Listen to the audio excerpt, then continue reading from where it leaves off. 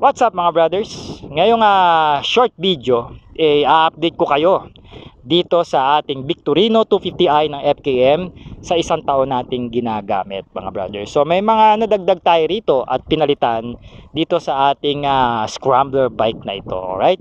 Unang-una mga brothers, pinalitan natin ito ng gulong sa harapan. Ayan, in-oversize po natin siya. Brand na po nito is Power Tire. May tire size po ito mga brothers na 110 by 90. Yung stock kasi ng Victorino sa harapan is 100 by 80. Nalilitan kasi ako dun Parang hindi siya proportion. Para lang po sa paningin ko Ngayon pinalitan ko siya. Ang naging parang cons lang naman is yung tapalodo sumasayad. So ang ginawa ko dyan, tinaas ko lang siya. Ayan. So nilagyan ko lang siya ng tie wrap, which is hindi naman natatanggal. 1 year na po yan. And stable naman siya. Siguro sa mga masiselan, pwede niyong paggawa ng bracket. Pero para sa akin, ito, sapat na ito. No? And then, mas bumigat ng konti yung harapan niya pagdating sa performance. And then, mas pabor yun sa akin na parang mas may kapit na siya sa daanan niya, especially pag nagko-corner. And then, next, nagpalit din tayo rito ng headlight. Hindi kasi ako masyadong fans ng mga LED, lalo na yung mga white, kasi wala ako masyadong makita niya pagka umuulan. Pinalitan natin siya ng Osram. Ayan, super blue ata ito o hyper blue ang kanyang model name. Medyo light yellow ang dating niya. Minsan pag nanawa ko rito, dalawang bulb yung binili ko. Meron akong Osram na all weather naman o all season na mas dilaw na dilaw yung kulay niya, na mas magandang gamitin lalo na pagka umuulan. Ginawa na rin nating LED yung kanyang park light. Ito yung ginagawa kong daytime running lights nitong Victorino ko.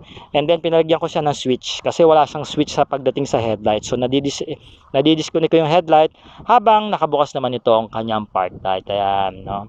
And then nagpalit tayo rito ng aluminum na universal na side mirror mga brothers. Ayan, from Serpi Motorcycle. No, ang tatakatan nito is MR.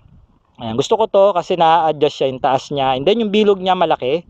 Standard po yan, hindi mahuhuli na LTO. And then meron siyang carbon skin dito. Carbon fiber skin dito. Naglagay din tayo rito ng parang throttle support para iwas ngalay pag naglo-long ride tayo.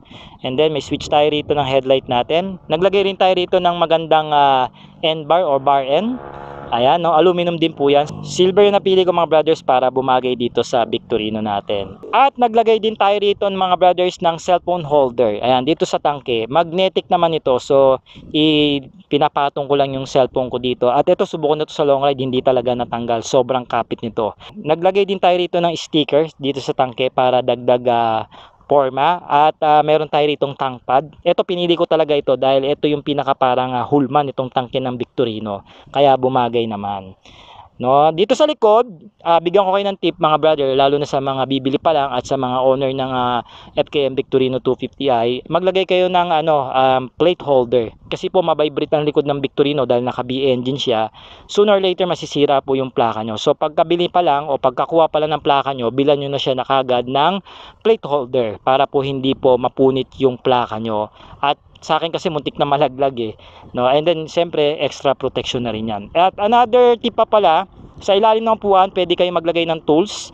Ako naglagay ako ng isang set ng aling range dyan at combination range ng size na 8, 10, 12, 13 tsaka 14 mm mga brothers, para po kahit nasa kalye tayo, nasa ride, naaayos natin yung motorsiklo. Since lahat naman ng tornilyo o halos lahat ng tornilyo nitong Victorino 250i nakaalim bolts po. Meron din akong sinamahan ko na rin yan ng USB cable and also Swiss knife just in case kakailanganin natin yan sa daan. All in all, pagdating sa performance, in 1 year ko itong ginagamit, wala akong masabi. Napakaganda ng performance nito. On-road, off-road, baha, umulan, umaraw, hindi nagbago yung performance niya. At bago ko pala malimutan, ito rin, isa rin pala sa mga gusto kong upgrades o accessories nitong motor na to, etong kanyang windscreen mga brothers. Bumagay ito kasi size niya talaga yung headlight ng Victorino. Alam ko 7 inches at ang round ng headlight nito mga brothers no? So mga brad, kung interested kayo rito sa motor ng FKM, ito nga yung Victorino 250i at iba pang mga motorsiklo ng FKM, i-PM nyo lang po ako sa FB page po natin para po ma-assist ko kayo. Cash, terms, installment o credit card, nag-accept po ang FKM. At syempre pa yung mga previous nila na SEC helmet, top box, 3 PMS motor oil, and also 3 years LTO registration.